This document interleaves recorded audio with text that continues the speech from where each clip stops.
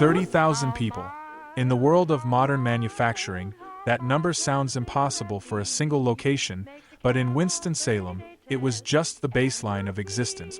Every morning, a human tide larger than the population of most American mid-sized towns flowed into a single square mile of North Carolina red clay. They didn't just go to work. They entered a city-state built entirely of red brick and golden leaf. This was the headquarters of the R.J. Reynolds Tobacco Company, the epicenter of an industrial empire that redefined the American South and put a cigarette in the pocket of half the planet. For nearly a century, this wasn't just a place where products were made, it was the pulse of a community. If you lived here, you were a part of the Reynolds family, a term that wasn't a corporate slogan, but a literal description of the town's DNA. The factory was the sun, and the city was the planet orbiting around it. It dictated when people woke up, when they ate, and how they spent their weekends. The air itself carried the weight of the industry, a sweet, heavy, and unmistakable scent of cured tobacco that clung to clothes, curtains, and skin. To the outsiders, it was a smell. To the locals, it was the smell of a mortgage paid and a future secured. The geography of Winston-Salem is a testament to this dominance. While other industrial hubs hid their factories on the outskirts, Camel City built its cathedrals of industry right in the center of town. These weren't just functional buildings, they were architectural giants. Factory number 64 and its siblings loomed over the skyline, their massive smokestacks piercing the clouds like the minarets of a tobacco religion. The company built the hospitals where the workers were born, the parks where their children played, and the office towers that mimicked the grandest skyscrapers of New York. But industrial dominance on this scale creates a dangerous paradox. When an entire city's survival is tied to a single product, a single brand, and a single set of gates, the stakes are higher than anyone cares to admit. For decades, the machines never stop. The roar of the rolling lines was the background music of every childhood in the Piedmont. People believed that as long as the world had stress, they would have jobs. They thought the smoke would rise forever. To understand the quiet, gentrified lofts and silent brick shells we see today, we have to travel back to the time when these hallways screamed with the sound of progress. We have to look at the titan of yesterday to understand the ghost of today. This is the story of the rise, the absolute peak, and the inevitable cooling of the machines that once powered an American empire. This is the story of the Camel factory, the heart that once beat for an entire city, until one day it simply stopped. Make the Camel 30-day mildness test, and you'll know how mild a cigarette can be. Industrial empires aren't born from coincidence. They are forged in the cold, hard logic of geography.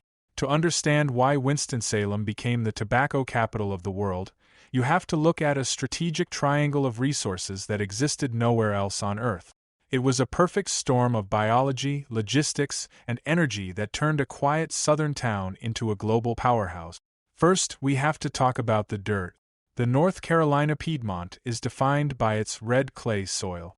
To a regular farmer, this clay is a nightmare to plow, but to a tobacco planter, it was a gold mine. This specific soil, combined with the humid climate, allowed for the growth of bright leaf tobacco. Unlike the dark, heavy air-cured tobaccos used for pipes, bright leaf was thin, aromatic, and took on a brilliant golden hue when flue-cured. It was the essential ingredient for the rising cigarette trend of the early 1900s. By building here, R.J. Reynolds was effectively sitting on a throne of raw material. He didn't have to wait for the crop to come to him. He was the center of the harvest. But having the gold is useless if you can't get it to the market. In the 1870s, Winston was landlocked and isolated. Reynolds knew that the only way to build an empire was to harness the power of steam. He didn't just wait for the railroad to arrive. He used his growing influence to ensure the steel tracks of the Southern Railway didn't just pass through the town, they ran directly into the belly of his factories. This created a logistical miracle that was decades ahead of its time. Raw tobacco leaves arrived at one set of loading docks, were processed, and then millions of finished tins and packs rolled out of another set of doors, destined for the ports of Norfolk and then on to London, Paris, and Tokyo. Then, there was the question of power. A factory that never sleeps is a hungry beast. The massive machinery needed to roll millions of cigarettes every hour required a staggering amount of energy. The geography provided the answer again. To the west lay the Appalachian coal fields. To the south were the vast hardwood forests that provided the timber for the factory's massive support beams and the fuel for the curing barns. Everything was local. Every resource was within a 100-mile radius. Finally, there was the human geography. Winston was a town of industry, but it sat right next to Salem, a Moravian settlement defined by a culture of extreme discipline, craftsmanship, and work ethic. Reynolds found a workforce that didn't just want a job. They viewed labor as a moral calling. This unique social climate provided the precision needed to run a high-speed industrial complex. 100 years ago, this location was a strategic masterpiece. It was the shortest possible distance between the seed in the red clay and the nickel in the customer's pocket. Reynolds didn't just build a factory. He integrated a machine into the landscape of the South. And as long as the trains ran and the soil stayed red, the people believed the empire would never fall. The red brick towers of the Reynolds Empire weren't erected by architects in ivory towers. They were built by the hands of people who were running away from the mud of poverty. By the turn of the 20th century, Winston-Salem had become a magnet, pulling in two distinct groups of people who had nothing in common except a desperate need for a steady paycheck. First, there were the white farmers from the Appalachian Hills. For generations, these families had scratched out a living in the rocky, unforgiving soil of the mountains. They were at the mercy of the frost, the drought, and the blight. To them, the Reynolds factory wasn't a place of industrial drudgery. It was a sanctuary of stability. A job on the line meant a paycheck every Friday, rain or shine. It meant their children could have shoes that didn't have holes in them. They brought with them a fierce, mountain independence and a rugged stamina that the factory floors demanded. At the same time, the factory became a beacon of hope for black families fleeing the brutal sharecropping systems of the Deep South. In an era defined by Jim Crow and systemic exclusion, R.J. Reynolds did something radical for the time. He hired black workers by the thousands. While the work was strictly segregated and the conditions were undeniably harsh, it represented a rare and vital path to the American middle class. For many black men and women, the Camel factory was the first place they were ever paid in cold, hard cash instead of scrip or credit at a plantation store. It was the birth of a new economic dignity, forged in the heat of the tobacco processing vats. These workers called themselves tobacco rats, a nickname they wore with a strange, gritty pride. They weren't just employees. They were the founders of industrial dynasties. It was common to see 3 generations of the same family walking through the gates together at dawn. The grandfather who remembered the first steamrollers, the father at the peak of his strength, and the son learning the rhythm of the machines. R.J. Reynolds understood that to keep this massive human army loyal, he had to be more than a boss. He had to be a paternal giant. He built a world where the company took care of you from the cradle to the grave. The company funded the hospitals where the workers' children were born. They built the schools where those children learned to read. They provided low-interest mortgages for the thousands of identical, cozy bungalows that began to line the city street. This was corporate paternalism at its most brilliant and calculated level. The logic was simple. A worker who owes his house, his child's education, and his family's health to the company is a worker who will never strike. Loyalty was baked into the very DNA of Winston-Salem. You didn't just work for Reynolds, you lived in a world created by Reynolds. They traded the fresh, open air of the farms for the thick, brown dust of the factory floors, and in return, they got the promise of a future that felt as solid as the bricks they laid. They were the heartbeat of the city, and as long as they kept moving, the empire was invincible. To understand the Camel factory, you have to stop looking at it as a building and start seeing it as a living, breathing organism. The day didn't start with a clock. It started with a tectonic blast from the factory whistle at 5:30 a.m. That sound didn't just wake up the workers. It rattled the windows of every house in Winston-Salem, acting as the heartbeat of the entire city. By 6 a.m., the quiet streets transformed into a human river. Thousands of men and women, still shaking off sleep, marched toward the towering red brick gates like a rising tide. Stepping inside was like entering another dimension. The first thing that hit you wasn't the noise but the atmosphere. The air wasn't just air, it was a thick, humid fog of casing fluid. Imagine a sweet, sticky mist of molasses, licorice, and rum used to flavor the tobacco. It was an aroma so heavy you could almost taste it on your tongue. Then, the silence was shattered. As the massive Bonsack rolling machines roared to life, the roar was so consistent and deafening that it became its own form of silence. Inside the halls, workers had to develop their own culture of survival. They communicated through a specialized form of sign language and lip reading, their voices completely lost to the thunder of the metal gears. Rhythm was the only law on the production floor. Hands moved in a mechanical blur, sorting, stripping stems, and flattening leaves with surgical precision, doing the same motion 10,000 times a shift. By mid-morning, the brick walls turned into an oven. In the humid North Carolina summers, the factory trapped the steam from the processing vats until the air felt heavy enough to swallow. But at noon, the chaos stopped instantly. The lunch whistle created a sudden, ringing silence that felt even louder than the noise it replaced. This was the social lifeblood of the city. Workers would spill out onto the loading docks or the nearby tobacco square, opening metal lunch pails filled with fried chicken, cold biscuits, and black coffee. For 30 minutes, the hierarchy vanished. People traded neighborhood gossip, whispered about union organizers, and shared a quick smoke, ironically, often a hand-rolled one, before the scream of the whistle dragged them back into the machine for the long afternoon stretch. As the sun began to dip behind the smokestacks at 5 p.m., the final whistle signaled a mass liberation. An exhausted sea of gray and blue work clothes flooded back into the street. They carried the scent of the factory home with them, a permanent perfume of tobacco and sweat that marked them as part of the empire. By 6 p.m., the bars were full, the porch swings were moving, and the Camel City rested, only to be jolted awake again 12 hours later. The factory didn't just produce cigarettes. It manufactured a cultural phenomenon that defined the American century. To understand why this brick fortress grew so large, you have to understand the chemistry of the product inside. Before the Camel brand launched in 1913, the tobacco market was a fragmented landscape of harsh pipes, chewing tobacco, and expensive, niche Turkish cigarette. R.J. Reynolds changed the world by creating the American blend. It was a secret, calculated mixture of 3 distinct leaves. The sweet, flu-cured bright leaf from North Carolina, the nutty burley tobacco from Kentucky, and just a touch of sun-cured Turkish leaf for an exotic aroma. This wasn't just a recipe, it was a revolution. It was the first pre-packaged, mass-produced cigarette that promised total consistency.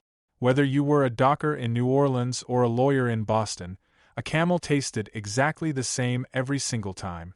In a world where quality was usually a gamble, Reynolds offered the comfort of the predictable. But a great product needs a legendary face. The marketing department delivered a stroke of genius with Old Joe, a dromedary camel from a traveling circus. They placed him against a backdrop of pyramids and palm trees, creating a package that whispered of adventure and exotic luxury to a working class that rarely traveled beyond their county line. For the price of a few cents, any man could hold a piece of the exotic in his shirt pocket.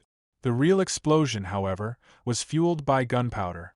During World War I and World War II, the Reynolds factory went into total overdrive. Camels weren't just sold to soldiers. They were officially integrated into the military C rations.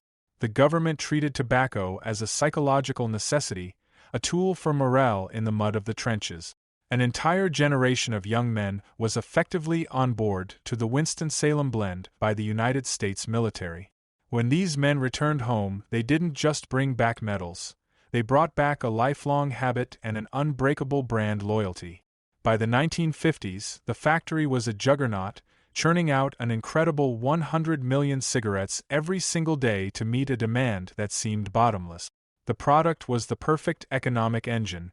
It was cheap to make, light to ship, and designed to be consumed and discarded. It wasn't just about the nicotine, it was about the ritual. The flick of the match and the first deep exhale became the universal language of a man taking his 5-minute break from the grind. This was the golden leaf, that built the skyscrapers, the hospitals, and the universities of North Carolina. It was a product that was impossible for millions to put down, and for a long time, it seemed like the money would never stop flowing. By the mid-1950s, the R.J. Reynolds factory wasn't just a business, it was a sovereign state of industry. Winston-Salem had become the wealthiest city per capita in the entire southeastern United States, and every single cent of that prosperity could be traced back to the rhythmic hum of the rolling machines.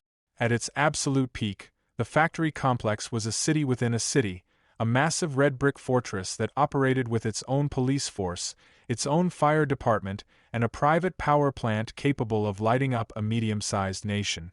The sheer scale of the operation was incomprehensible to the outside world. 24 hours a day, 7 days a week, the chimneys never stopped smoking, and the gates never closed. To work at the Reynolds was more than just a job. It was the ultimate badge of honor. Carrying a company ID card was a golden ticket. It was a guarantee for a home mortgage, a car loan, and a pension that promised a dignity few other workers in the world could imagine. There was a profound, collective sense of pride in the air. The people of Winston-Salem lived with the unwavering belief that as long as the world had stress and as long as people breathed, their city would remain the center of the industrial universe. The company's generosity during this era became legendary. R.J. Reynolds' wealth flowed like a river through the community, pouring millions into the arts, the parks, and the relocation of Wake Forest University. They transformed a tobacco town into a cultural oasis. During the Christmas season, the factory's massive smokestacks, the very symbols of its labor, were lit up with thousands of bulbs like giant, glowing candles, visible for miles across the North Carolina Piedmont. It was the era of the corporate family, where the line between an individual's life and the company's success had completely vanished. The skyline was dominated by the Reynolds Building, an Art Deco masterpiece so grand and so perfectly proportioned that the architects of the Empire State Building in New York famously used it as their blueprint. Everything about the city felt permanent, heavy, and solid. The residents looked at the thick, sweet smoke rising from the factories and didn't see pollution, they saw the smell of money.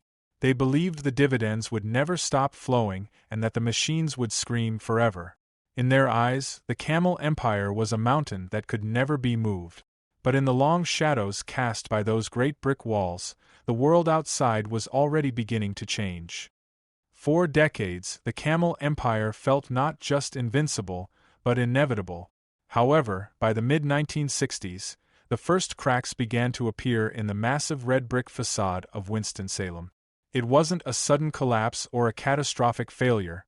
Instead, it was a slow, chilling shift in the cultural winds of America.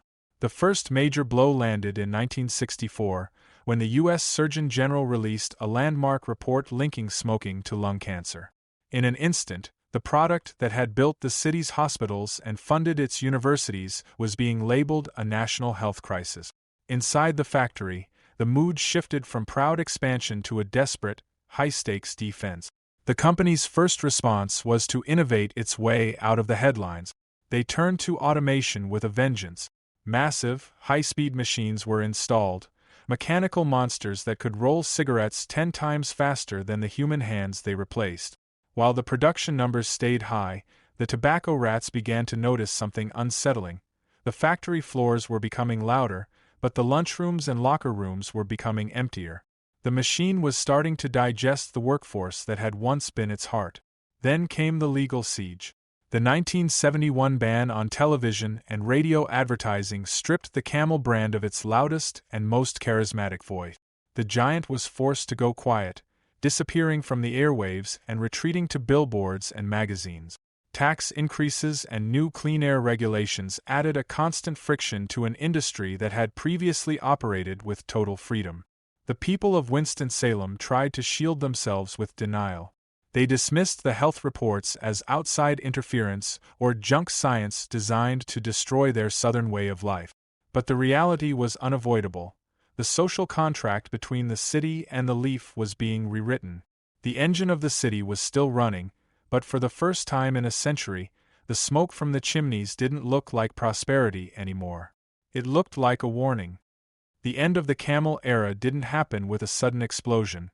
It happened with a series of hollow, metallic echoes that signaled the death of an age.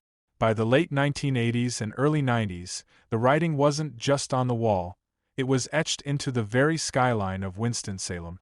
When the official announcement of the factory's closure finally came, it felt like a death in the family for every household in the city. It was the moment a century-old identity was stripped away, leaving 30,000 people wondering who they were without the company that had raised them. The final shifts were a surreal, heartbreaking funeral procession in work boot. Men who had spent 40 years on the same square foot of the production floor walked through the massive brick gates for the last time. They kept their eyes fixed on the ground, avoiding the for-lease signs that were already being hammered into the red clay outside. There was no celebration, no champagne, only the grim, methodical process of powering down machines that had been screaming for 100 years. One by one, the massive rolling lines were silenced. For the first time in living memory, you could hear a pin drop in the vast, cathedral-like halls of Factory Number 64. The silence that followed was terrifying. It wasn't just the lack of noise, it was the lack of the scent. The sweet, heavy perfume of cured tobacco and molasses that had defined the air for generations began to dissipate, replaced by the sterile, cold smell of damp concrete and stagnant air. As the last workers punched their time cards, the metallic click of the machine echoed through the empty lobby like a final heartbeat on a flat line. Outside, the ripple effect was devastating. The diners that fed the night shift, the barber shops where workers talked sports, and the clothing stores where they spent their bonuses, they all began to wither. The economic anchor of the city had been cut loose, and for a long, dark period, Winston-Salem felt like it was drifting into a ghost town abyss. But the most painful part wasn't the loss of the money, it was the loss of purpose. Families who had defined their social status by their Reynolds badge suddenly felt like ghosts in their own town. The massive brick buildings, once symbols of global power, were suddenly transformed into hollow monuments. The gates were chained, the windows were boarded up, and the city that once never slept was forced into a long, uneasy slumber. The Camel City had become a city of shadows, where the only thing left of the empire was the red dust on the windows and the stories told in hushed tones by the men and women who used to call these cathedrals of industry their home. For years, the gargantuan shells of the Reynolds empire stood as silent tombstones. People began to call Winston-Salem a museum of a bypassed age. But then, something remarkable happened. The city realized that while the tobacco was gone, the architecture of industry, the sheer strength of those red brick walls, remained. The very spaces that once smelled of molasses and smoke began to inhale the scent of fresh paint and high-tech cooling systems. Today, the Camel City has reinvented itself as the innovation quarter. The massive Factory Number 64 hasn't been torn down, it's been hollowed out and filled with the DNA of the future. Where thousands of workers once rolled cigarettes, hundreds of scientists now map the human genome and develop regenerative medicines. The vast, sun-drenched halls that echoed with the roar of Bonsack machines are now filled with the quiet clicking of keyboards and the hushed discussions of tech entrepreneurs. The transformation is a masterpiece of urban recycling. The old loading docks where tobacco was piled high are now bustling coffee shops and craft breweries. The Tobacco Square, once a place for hushed union whispers, is now a public park where children play on the very ground their great-grandparents once marched across to start their shift. The heavy, industrial grit has been replaced by a polished, modern aesthetic, but the ghost of the empire is still very much alive. You can still see the Camel logo faded on the sides of the buildings, and the Reynolds building still anchors the skyline, now converted into a luxury hotel where guests sleep in rooms that once housed the executives of a global monopoly. The legacy of the factory isn't just in the money it left behind, but in the resilience it forged in the people. Winston-Salem didn't just survive the death of its heart, it grew a new one. It proved that you can respect your past without being a prisoner to it. As the sun sets today over the Innovation Quarter, the smoke is gone, the air is clear, and the machines are quiet. But if you stand near the old brick walls and close your eyes, you can still hear the distant whistle, not as a call to labor, but as a reminder of the titan that built this city, and the people who had the courage to build it again.